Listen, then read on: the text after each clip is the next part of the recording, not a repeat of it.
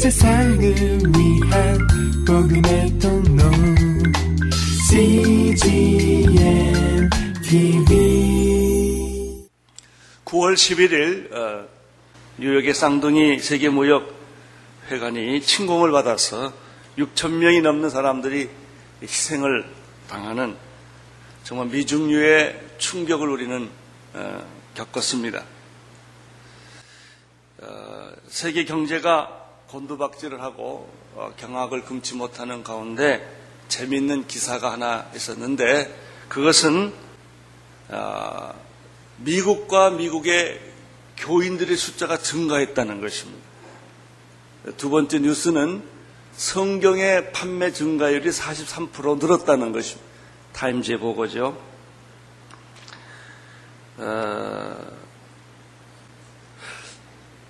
그러나 미국의 테러 사건 이후에 많은 사람들이 교회에 몰려오고 성경이 많이 팔린다고 해서 미국의 부흥이 일어난 것일까 하는 거예요. 아니면 일시적인 충격 현상일까 하는 것이죠. 확실한 것은 그것이 곧 부흥은 아니라는 겁니다. 일단 충격에 대한 두려움과 죽음에 대한 두려움 때문에 사람들이 교회에 몰려오고 성경을 더 많이 사는 것은 사실이지만 곧 그것이 부흥의 시작은 아니라는 것이죠.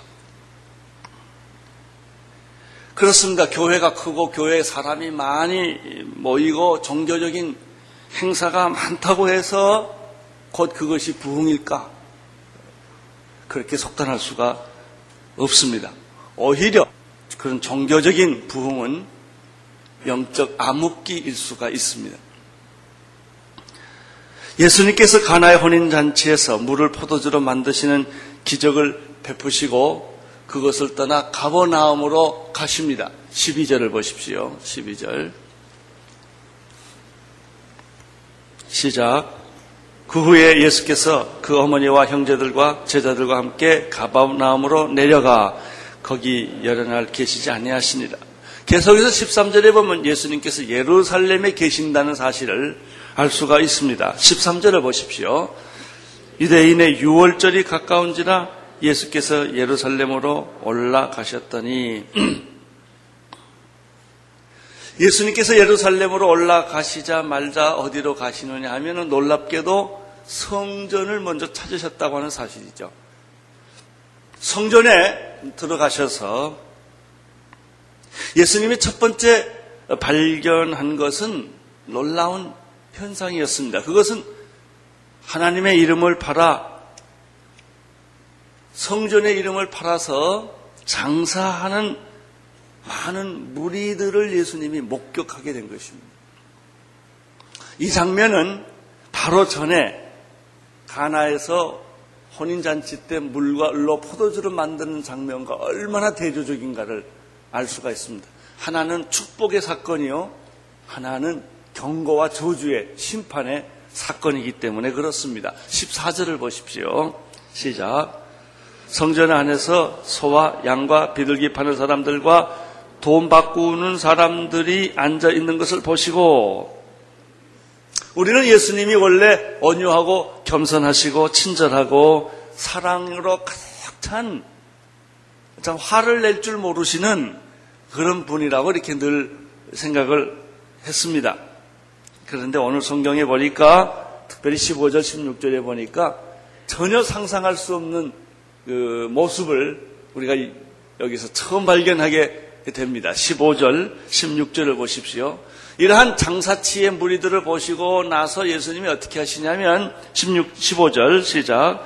노끈으로 채찍을 만드사 양이나 소를 다 성전에서 내어 쫓으시고 돈 바꾸는 사람들의 돈을 쏟으시되 상을 엎으시고 비둘기 파는 사람들에게 이르시되 이것들을 여기서 가져가다가 내 아버지의 집으로 장사하는 집을 만들지 말라 하시니. 자, 보십시오. 얼마나 대조적입니까?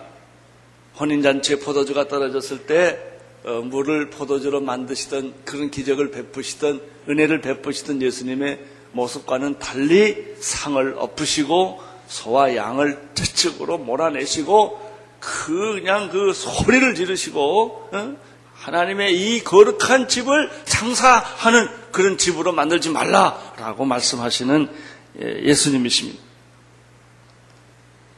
왜 이 사건이 여기 기록되어 있을까? 왜 예수님께서 왜 이런 일을 하셨을까? 특별히 요한복음 첫머리에 축복의 메시지가 나오고 바로 왜 이런 참 민망한, 보기에 참 민망한 사실 교회 안에도 이런 두 가지 요소들이 언제나 공존하고 있는데 이런 일들을 하셨을까 하는 것입니다. 특별히 이 성전을 청소하시는 예수님에 관한 기록은 마태, 마가, 누가, 요한복음, 사복음서에 다 기록되어 있습니다. 이 사복음서 중에서도 특별히 마태, 마가, 누가복음을 보면 조금 더 색다른 걸 발견하게 됩니다. 그것은 마태나 마가나 누가는 마태, 마가, 누가는 이 기록을 예수님이 십자가에 못 박혀 죽으시기 전, 체포당하기 전의 사건으로 기록하고 있다는 거예요.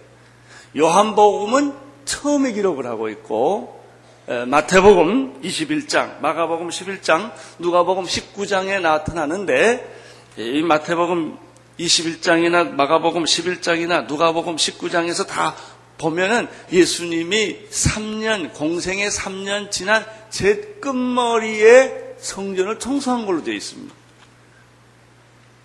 그러면 왜 요한은 이것을 예수님의 사역을 시작하는 머리에, 그것도 가나의 혼인잔치에서 기적을 베풀었던 그 기사 다음에 이것을 의도적으로 여기다가 집어넣었을까 하는 거예요. 굉장히 중요한 목적이 있기 때문에. 메시아라고 하는 것은 인류의 구원자인 메시아라고 하는 분에게는 두 가지 모습이 있다는 걸 보여주기 위한 것입니다. 첫째, 메시아는 사랑과 기적과 용서의 하나님이시면서 동시에 불의에 대한 심판자요, 거짓에 대한 진노요, 잘못에 대한 채찍의 하나님이라는 이 모습을 보여주었다고 하는 점인 것이죠. 여러분, 우리는 하나님 우리를 사랑하시고 용서하시는 그런 분이십니다. 그러나 이 사랑과 하나님의 은혜에 응답하지 못할 때는 그것이 심판이요, 그것이 진노요, 그것이 채찍이라는 사실을 우리는 동시에 이걸 알아야 될 필요가 있는 것이죠. 우리는 신앙에 대해서, 하나님에 대해서 너무나 낭만적이고 너무나 그걸 아주 값싸게, 너무나 그것을 심각하지 않게 생각하는 사람들이 주변에 많이 있어요. 사랑의 하나님이 나를 지옥에 보낼 거냐? 하나님은 다 용서하시는 분이 아니냐라고 이렇게 생각하면서 진노의 하나님, 심판하시는 하나님, 채찍하시는 하나님에 대해서는 너무나 사람들이 생각하지 아니하는, 그래서 나중에 큰 시련과 어려움과 고난을 겪는 그런 모습을 우리는 종종 보게 되는 것입니다. 여러분, 사랑이라고 하는 것이 무엇입니까? 그것은 그저 죄를 덮어주는 것만이 사랑이 아닙니다. 죄를 덮어준다고 하는 것이 사랑이 아니라 그 죄를 치워주는 것을 사랑이라고 합니다. 여러분, 이 불의를 그냥 두고 하나님의 나라는 오지 않아요. 물론 우리 죄를 하나님이 용서해 주십니다마는 하나님이 내 죄를 용서해 주시기 위해서는 내가 치루어야 할 대가를 예수님이 대신 치루어준다는 의미가 있는 거예요. 그것이 공짜로 된 것은 아니란 말이죠. 구원은 내가 공짜로 받았지만은 내가 공짜로 구원을 받기 위해서 예수님이 대가를, 죽음의 대가를 대신 치룬 거예요. 그냥 죄가 없어진 게 아니란 말이죠.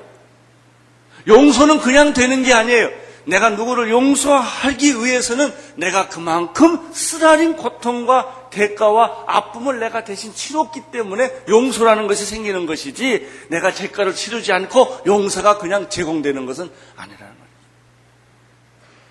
부모님이 우리 자녀들을 사랑할 때 그냥 자녀를 사랑하는 것이 아닙니다. 자녀가 잘못했을 때 부모는 대가를 치르는 거예요. 자식은 용서를 받는 것이지만 그 대가는 부모의 눈에 눈물을 흘리는 것이고 그 가슴은 심장은 찢어지는 것이다 말이죠. 그리고 자식이 용서되는 것이지 부모가 대가를 치르지 않고 용서되는 법은 없다 말이죠. 사랑이라는 것이 그냥 사랑되는 법이 없어요. 사랑하는 사람은 희생하는 거고 사랑하는 사람은 대가를 치르는 거고 사랑하는 사람은 고통하는 거라는 거예요. 고통 없는 사랑이 어디 있어요? 대가를 치르지 않는 사랑이 어디 있어요? 많은 사람들은 그 사랑의 달콤한 면만 보지만 용서의 흐뭇한 것만 보이지만 그러나 사랑과 용서 뒤에는 그만한 대가를 치르는 것이다. 그게 정의입니다. 정의가 이루어지기 위해서는 누군가 희생을 하는 것입니다. 이것이 진정한 부흥이에요. 교회에 사람들이 많이 모이고 종교 행사가 많다고 하나님의 영광 받는 것은 아니란 말이죠. 죄가 정말 녹아지고 죄가 깨어지고 이 불의가 깨어지기 위하여 누군가 순교하고 누군가 희생하는 대가를 치를 때만 세상은 좋아지는 것입니다. 오늘 세상이 힘들어지는 까닭은 뭐냐? 누군가 희생하는 사람이 없고 야단치는 사람만 있기 때문에. 미국이 마틴 루터 킹 이후에 순교자가 없습니다. 그것은 가짜 부흥입니다. 우리나라도 100년 전에 선교사들이 와서 대동강에서 피를 뿌리고 주기철 목사님이라든지 이런 분들이 감옥에서 죽고 예수의 이름으로 죽고 희생했기 때문에 교회가 부흥하는 거예요. 오늘날 교회가 부흥했지만 공허한 까닭은 뭐냐면 교회가 피를 흘리는 희생과 순교의 일이 없기 때문에 대가를 치르지 않기 때문에 받아 누리려고만 하기 때문에 오늘날 교회는 부흥했고 숫자가 많아졌고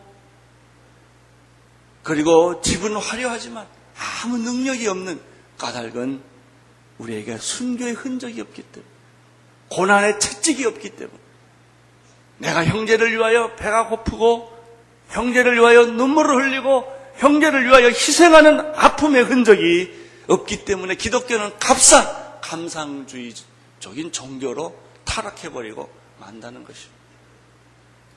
오늘날 정부가 어렵고 전국이 어려운 이유도 다 마찬가지예요. 희생하는 정당이 없기 때문에 희생하는 정치인이 없기 때문에 대신 고통을 당하고 대신 모든 사람의 책임을 지고 아파하는 손해보는 그런 지도자 한 사람을 우리 주변에서 발견할 수가 없기 때문에 언어는 난무하고 구호는 화려해도 실제로 아무런 능력이 없다는 사실을 우리는 발견하게 되는 것입니다.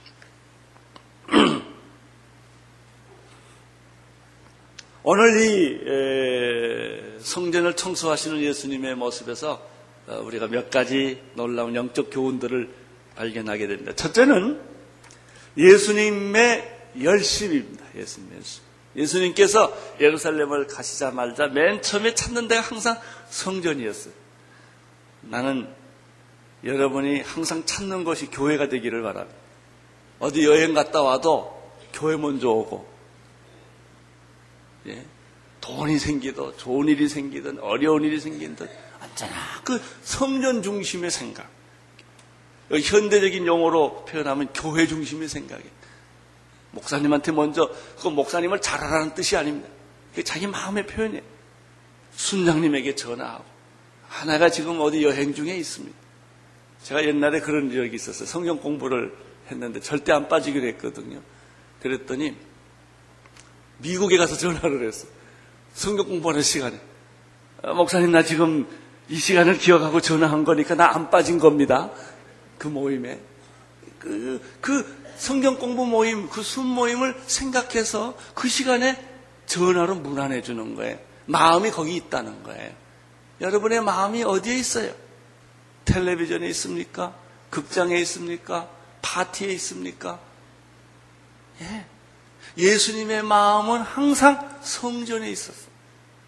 12살 때 예수님이 성전에 방문했을 때도 제사장과 함께 성전에서 성경을 토론한 거 기억하십니까? 예루살렘에 입성할 때 호산나 호산나 하면서 나귀 타고 가실 때도 그 성전으로 들어가셨고요. 오늘 상을 뒤엎으신 것도 성전에서 일어난 거고요. 성전에서 예수님이 또 재판을 받으신 것도 다 예수님의 그 사고방식, 생활 양식의 그 구심점은 성전이었다. 하나님 중심, 말씀 중심, 교회 중심의 삶이 사실 예수님의 삶이었다. 사랑하는 성도 여러분, 나는 여러분의 삶의 구심점이 하나님이 되기를 바랍니다. 나는 여러분의 삶의 구심점이 말씀이 되기를 바랍니다. 나는 여러분의 삶의 구심점이 언제나 교회가 되기를 바랍니다. 눈을 떠도 교회, 눈을 감아도 교회, 일어나면 새벽기도, 새벽기도 못하면 철야기도, 그저 일하다가도 뛰어와서 교회 와서 기도하고 하나님 생각하고 하나님 생각한다는 것은 내 가난한 이웃을 생각하는 것하고 똑같은 거예요. 내 삶의 구심점이 뭐냐? 예수님의 삶의 구심점은 성전이었다. 성전이었다. 주님의 집이었다. 하나님의 집이었다 하는 거예요. 두 번째 예수님에게서 오늘 배우는 것은 뭐냐면 예수님께서 말이에요. 성전 안에서 이익을 취하는 탐욕을 가지고 있는 그런 무리들을 아주 싫어하셨다는 거예요. 다시 말하면 교회에서 장사하는 것을 예수님이 굉장히 싫어하셨습니다. 그것을 여기서 우리가 발견하게 됩니다. 예수님이 성전에 들어가자 말자 보는 것은 예배하거나 기도하거나 찬양하는 무리들이 눈에 보이지 않고 많은 사람들이 모였는데 시끄럽고 복잡하고 뭐 떠드는데 보니까 다 장사하는 장사꾼들이라 말이죠. 이걸 보시고 예수님이 아주 분노가, 거룩한 분노가 아주 그 예수님이 터치신 거예요.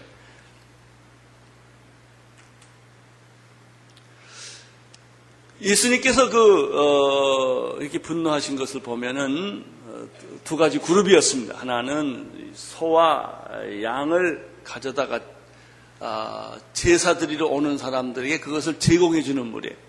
원건각처에서 예루살렘 성전에 제사하러 오는데 제사하려면 소도 필요하고 양도 필요하고 비둘기도 필요합니다.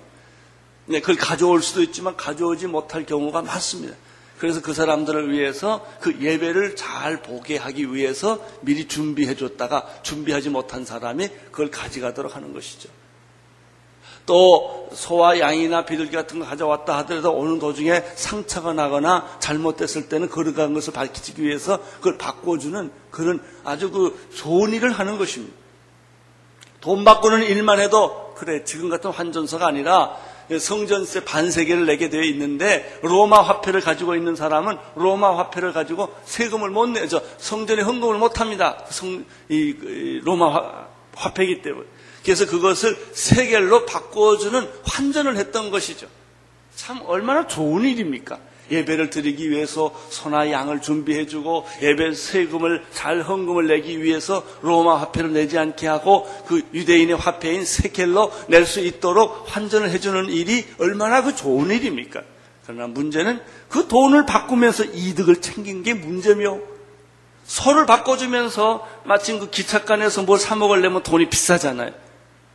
또 수영장이나 무슨 해수욕장 가서 팔려면 아주 바가지를 쓰는 거고 똑같은 일이 지금 여기에서 일어나고 있던 거예요. 이 사람들이 처음에는 좋은 동기로 시작을 했다가 순수한 동기로 시작했다가 거기서 이익이 생기니까 이제는 제사장하고 짜고 고리사슬, 이 먹이사슬처럼 아주 위에서부터 아래까지 전부 이 이익 집단으로 전부 변한 거예요. 예배는 광고도 없고 성도들의 편리를 위해서 제공했다고 하는 이것들은 다 뜻은 광고도 없고 결국은 전부 모든 사람들이 전부 탐심, 이익, 교회의 이름을 빙자해서 하나님의 이름을 빙자해서 장사하고 있더라 이거예요. 이것을 보신 예수님이 화가 나셨어요. 무엇들을 하고 있는 거냐? 이게 교회 안에서 무엇들을 하고 있는 거냐? 상을 엎으시고 노건으로 채찍을 만드시고 내 아버지의 기도하는 집을 강도의 굴혈로 만드는 것이냐고 예수님이 소리를 지르시는 거예요. 소리를 지르시는 예수님. 분노하시는 예수님. 우리는 여기서 만나게 됩니다. 특별히 마태복음 21장 13절에는 내 집은 기도하는 집이요 집이라고 일컬음을 받으리라고 했는데 어찌하여 너희는 이 하나님의 성전을 장사하는 것, 이익을 챙기는 것, 인간의 탐욕을 만족시켜주는 그런 강도의 굴혈로 만들었느냐라고 예수님이 소리를 질렀어요. 교회는 어떤 때는 성도의 필요에 의해서 선교의 목적으로 인해서 음식도 팔고 책도 팔고 CD도 팔고 용품도 팔고 농어촌에 물건을 갖다 팔기도 하고 고통을 당하는 사람들 물건을 대신 팔아주기도 하는 그런 일들을 교회가 합니다. 그것이 하는 것 자체가 잘못된 게 아니라 말이죠. 여기서도 예수님이 보면은 소로나 양을 파는 것 자체를 예수님 문제 삼지는 않으셨어요. 돈 바꾸는 것 자체를 예수님이 이거 잘못됐다라고 말씀하지 않았다는 거예요. 문제는 뭐냐면 그것을 가지고 이익을 남기는 데 문제가 있다는 거예요. 그것을 가지고 장사하는 데 문제가 있다는 거예요. 이것이 예수님께서 지적한 날카롭고 예리하게 지적한 말씀이죠. 다시 말하면 동기의 문제입니다. 무슨 동기로 이 일을 하느냐 이거예요.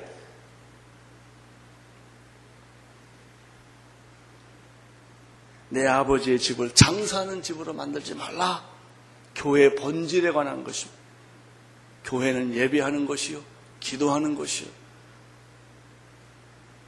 교회는 성도들이 모여서 교제하는 것입니다. 하나님을 만나는 곳이요. 동기 시작은 잘했지만 끝에 가보면 나중에 인간의 탐욕과 탐심과 이기심과 이익에 장사하는 곳으로 사람을 만들기 쉽다는 거예요. 이것을 우리 주님께서 강력하게 경고한 겁니다. 그런데 세 번째입니다. 아주 재미있는 사실을 여기서 발견하게 되는데 교회 안에서 이익을 챙기는 사람들, 교회 안에서 자기의 탐심을 만족시키러 가는 사람들, 하나님의 이름을 빙자해서, 교회라는 이름을 빙자해서, 선교라는 이름을 빙자해서 인간의 자기의 야망, 세상에서 인정받지 못하고 똑같아. 먹고 물건뿐만 아니에요. 세상에서 인정 못 받은 사람 교회 와서 꼭 인정받으려고 그래. 그거 다 똑같은 겁니다. 누가 자기 인정 안 해주면 화를 내는 거예요.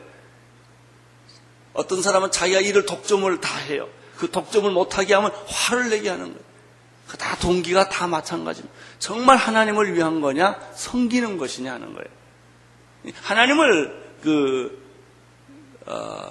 잘못 섬기는 사람들을 예수님이 이제 화를 내셨고 채찍을 들었는데 여기서 우리가 또 하나 발견하는 것은 예수님의 신중성입니다. 신중성.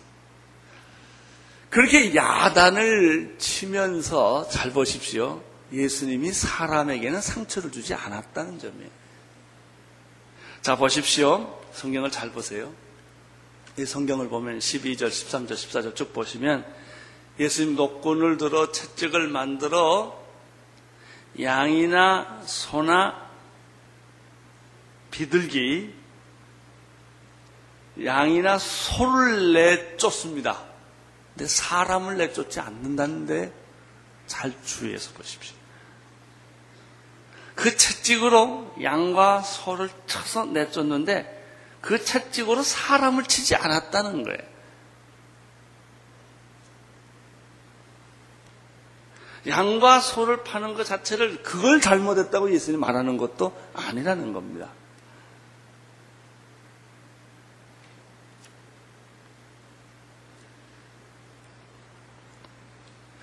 또 한 가지는 돈 바꾸는 상을 뒤집었는데 사람을 매다 쳐지는 않았다는 겁니다. 세 번째 더 재밌는 건 비둘기 파는 사람들이에요. 비둘기 파는 사람들을 확 문을 여신 게 아니라는 거예요. 그럼 비둘기는 날아가니까. 소는 내쫓으면 잡아오면 되지만 비둘기 날아가면 그 손해를 누가 감당하겠습니까? 그래서 예수님께서 비둘기 들고 나가라 이렇게 말하지 비둘기 문을 확 열지 않았다는 거예요. 얼마나 신중하세요. 남의 물건에 손해를 안 끼쳤단 말이죠. 그런데 우리가 정의의 이름으로 무슨 일을 할 때, 데모할 때 보면 돌을 던지고 화염병을 던지고 쇠몽둥이를 들고 기계를 점령해서 다 부셔버리는 거예요. 사람에게 상처를 주고 머리를 깎고 절대 예수님의 방법하고 다르다는 거예요. 여러분이 특별히 정의의 이름으로 무슨 일을 할 때 이 예수님의 모습을 보시고 사람에게 상처 주지 않았다는 거예요. 우리는 사람에게 상처를 준단 말이죠. 그 인격을 모독하고 먼저 그 사람이 죄가 있는지 없는지 다 나중에 알아보지도 않고 무슨 도덕적으로 파멸을 먼저 시켜버리는 거예요. 그래서 인민재판을 먼저 해버리는 거예요. 사람을 죽여놓고 보는 거예요. 사람을 상처 놓고 보는 거, 그 사람의 사업을 망가뜨려 놓고 본다는 것이죠. 예수님하고 굉장히 차이가 있어요. 우리 그리스도인들이 조심해야 될 점이에요. 정의를 말할 때, 남에게 야단을 칠 때, 얼마나 예수님이 신중하게 하셨냐. 비둘기 한 마리도 문 열어서 날아가게 하지 않았다는 거예요. 예수님이 주신 메시지는 무엇입니까? 내 집을, 하나님의 기도하는 집을 장사하는 집으로 만들지 말라는 그 메시지를 주는 거예요. 여러분, 우리가 부부관계도 마찬가지고요. 자녀관계도 마찬가지예요. 왜 사람을 다치게 하냐 이거예요. 왜 그 사람을 먼저 죽여버리냐는 거예요. 신문에 다 내서 그 사람 다 죽여버리고 그리고 나중에 해보니까 그게 아니었단 말이죠. 그 보상을 누가 하냐는 거예요. 그 사업을 다 망가뜨려 놓고 그 다음에 그 보상을 누가 하냐는 거예요.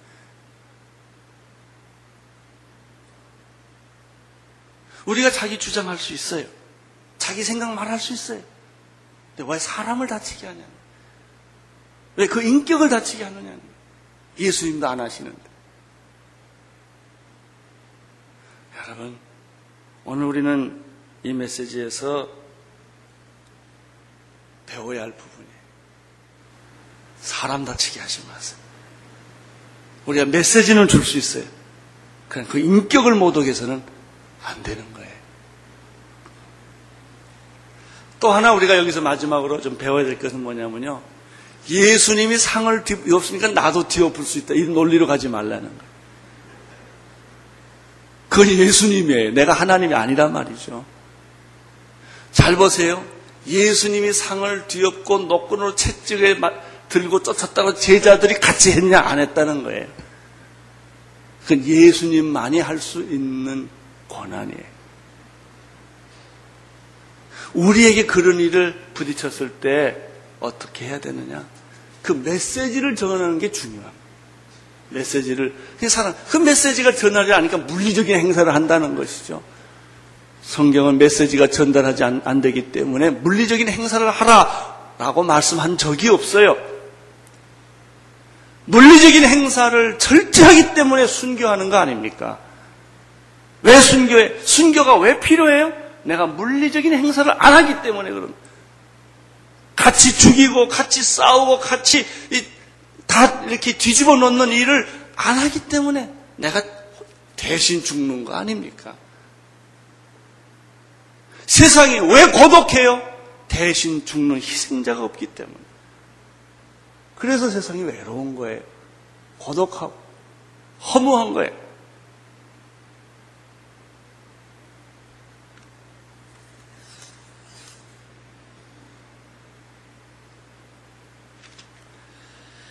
이러한 예수님의 모습을 보면서 제자들의 소감이 17절에 있습니다. 제자들의 소감 한번 들어보겠습니다. 시작. 제자들이 성경 말씀에 주의 전을 사모하는 열심히 나를 삼키리라 한 것을 기억하더라. 영적 영향력입니다. 우리가 하고 있는 일에 사람들에게 영적 영향력을 줘야.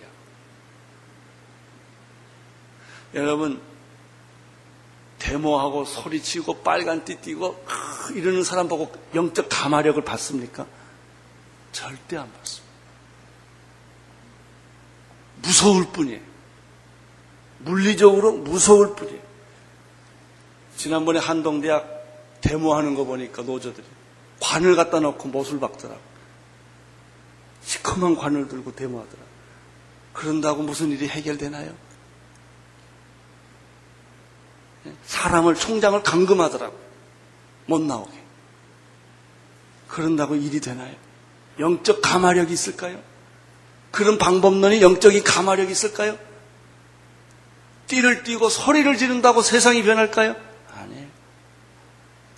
자, 예수님에게 준 감화력은 무엇이었습니까? 무엇이에요? 하나님의 전을 사모하는 열심이 있었구나라는 걸 봤다는 겁니다. 나는 여러분들의 행동이나 나의 행동이 세상 사람에게 영적 감화력을 줄 수 있게 되기를 바랍니다. 마음에서부터의 승복. 정말 그렇구나. 이런 영적 감화력. 이것이 진정한 리더십이다 하는 거예요. 18절을 보십시오. 시작.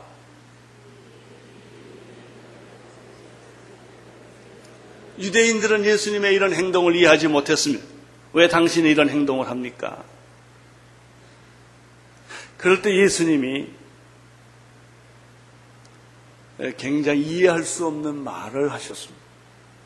19절부터 21절까지 보겠습니다. 시작.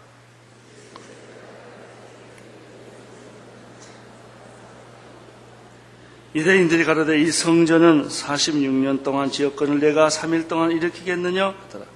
그러나 예수는 성전된 자기 육체를 가리켜 말씀하신 것이다. 바로 이 부분에서 세상적 생각과 영적 생관의 분기점이 생깁니다. 우리는 세상에서 일을 합니다. 그러나 세상 물질 안에서 삽니다. 그냥 물질적인 것만 가지고 얘기를 하면 해답이 없습니다. 세상적인 것만 가지고 얘기를 하면 해답이 없습니다. 이때 예수님께서 이 세상적인 사건, 물질적인 사건을 영적인 사건으로 바꾸어주는 말씀을 하십니다. 그런데 유대인들은 이 말을 못 알아듣습니다. 하나님의 사람만 알아듣습니다. 영적인 사건은 모든 사람이 알아듣는 것이 아닙니다. 하나님의 사람만 그 영적인 사건을 알아듣고 해석을 하는 것입니다. 사람들이 표적을 보여달라고 말했을 때 예수님 말합니다. 이 성전을 헐라. 헤롯 성전에 솔로몬이 지었고 스룹바벨이 지었고 헤롯까지 왔던 46년 동안 지었던 이 어마어마한 큰 돌 성전을 향하여 헐라고 그래요. 헐 수 있나요? 못 헐지요. 만약 너희들이 헐면 내가 3일 만에 짓겠다 그러죠. 그냥 사람들이 물질적인 생각을 하는 사람, 이 세상의 법칙대로 사는 사람들은 그 말의 뜻이 무엇인지를 이해를 못했던 것이죠. 아니 어떻게 46년 동안 지었던 이 돌 성전을 내가 헐면 3일 만에 짓겠다고 말하느냐. 근데 성경은 이렇게 말합니다. 그러나 그것은 예수님이 자기 몸, 예수가 자기 육체를 가리켜 말씀하신 것이라고 해석을 합니다.